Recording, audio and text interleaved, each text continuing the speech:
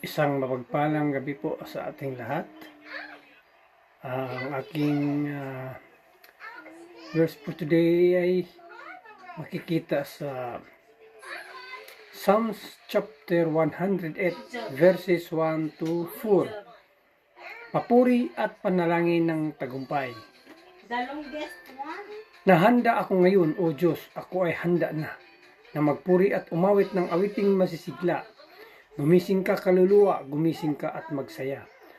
O magigising na nga kayo, mga lira at alpa. Tumugtog na at hintayin ang liwayway ng umaga. Sa gitna ng mga bansa, kita'y papasalamatan. Yahweh, ika'y papurihin sa gitna ng mga hirang. Pag-ibig mong walang maliw ay abot sa kalangitan. Nadarama sa itaas ang lubos mong katapatan. Yan lang po, maraming salamat. Purihin ng Panginoon. God bless.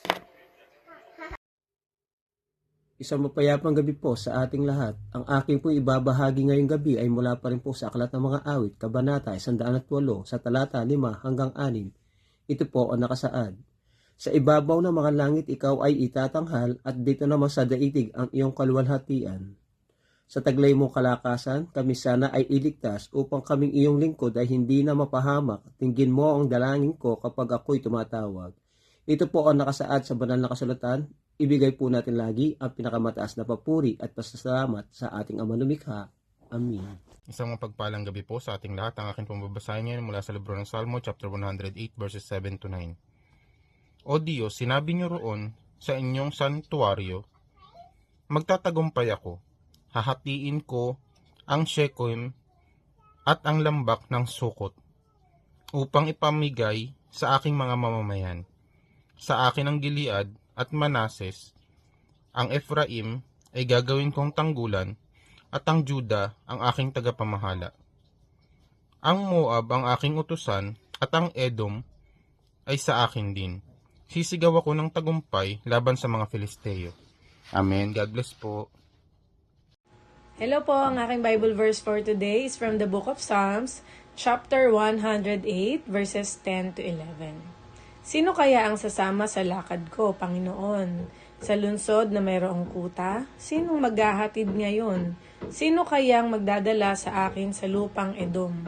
Dahil kami itinakwil, hindi mo na pinapansin.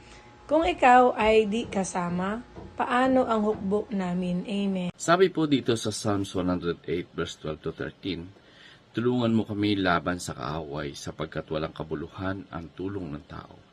Sa tulong ng Diyos, kami ay magtatagumpay, dudurugin niya ang aming mga kaaway. So dito po makikita natin kapag yung tao yung sasandalan mo. So limitado po yung kaya nating marating, no?